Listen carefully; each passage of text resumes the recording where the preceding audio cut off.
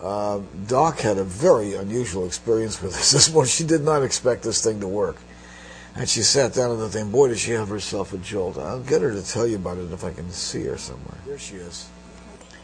Let her sit for a second. Doc, come sit here and just tell them about your experience just for a moment. Yes, all of it. And I'm going to take a little break from what massage Claude while you tell them about this. Have a seat.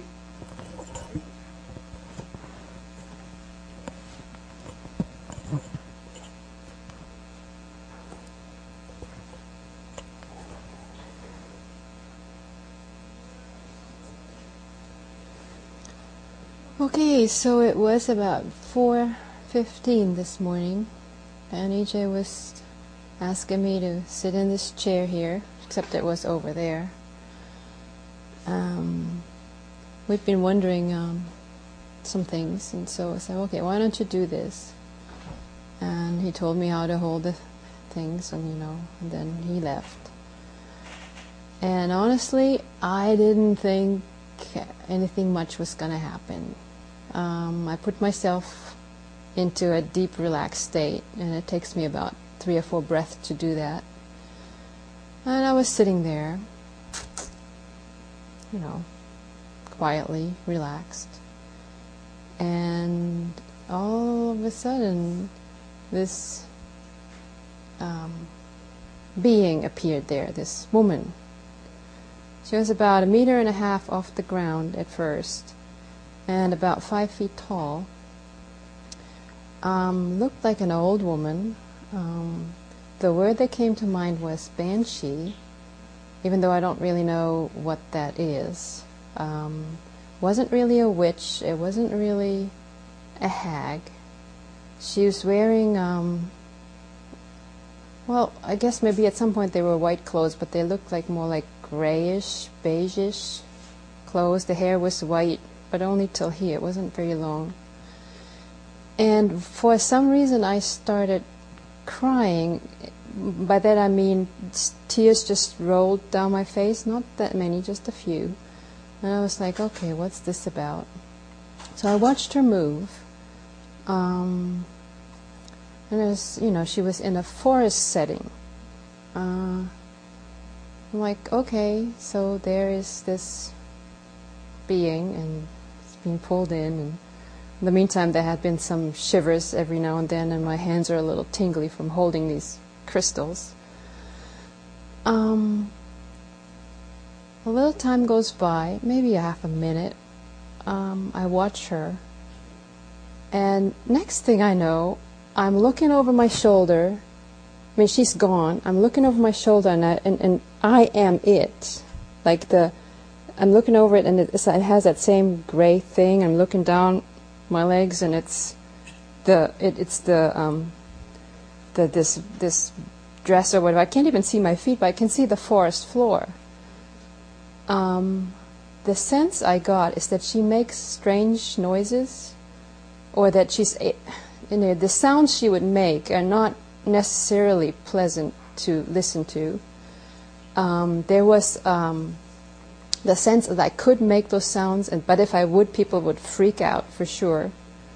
In a kind of way, it was like, well, that's what it was anyway. And then some distraction happened around here, and then the intensity of feeling that as me was kind of a little bit more gone. And so a little while later, EJ comes out, and I tell him, and then it's like, well, is it over? Is it not? And we decide, well, let me just sit here a little longer. Couldn't really get the intensity of the, oh my God, she's really me. That was an amazing shift where at first I saw her, and then I was her. And she was in me. I'm not really necessarily fond of banshees, because I went online afterwards and looked it up, and it's like, oh my God, but for some reason that must be one of my selves somewhere. She knew about potions and all things of the forest. She does not really communicate with the so-called alive people like humans all that much, but communicates with the beings from the spirit world much more easily, and that's where she's home. What else is there to say? Well, at some point it was just like, okay, this is it. And the whole thing didn't last more than, at the most, maybe 5 minutes, 5, 10. I mean, it didn't, maybe 10 minutes at the most. So, looking at the thing, I'm like, I didn't think much was going to happen except maybe some stuff that happens when I get into physical relaxation. But it's possible that if you're not used to this kind of thing, or if you have no experience with disembodied beings, it could freak somebody out to have that kind of experience. And an experienced guide at that point might be very useful. So, okay, I think I'm done. Okay. Thank you for sharing that. That was very interesting. I watched it from in my office there. I appreciate that very much. That was very interesting. Remember, you're not voyaging anywhere. You're actually pulling something in. Rather than going there, you're pulling it into you. Yet, it feels like you're there. It feels as if you're there with the swamp woman. At some point, definitely. Yeah.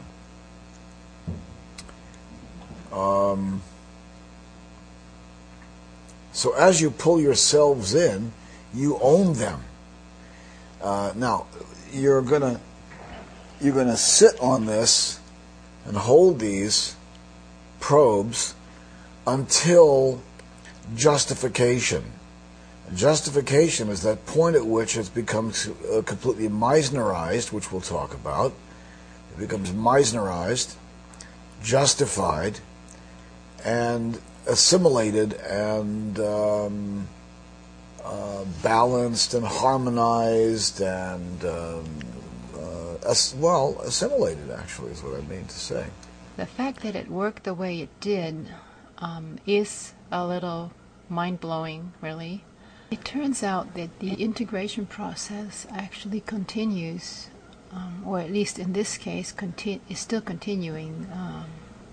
It's mind-boggling that this would come up, and it adds a depth of understanding that I just couldn't have had before. How the pulling in of that particular alternate universe persona or personality is going to affect the homeworld personality or persona that is having to function here. How that will really affect it remains to be seen. One of the qualities of this, what we call swamp woman, is that she's incredibly peaceful. There are other qualities also, and I think this integration process is just not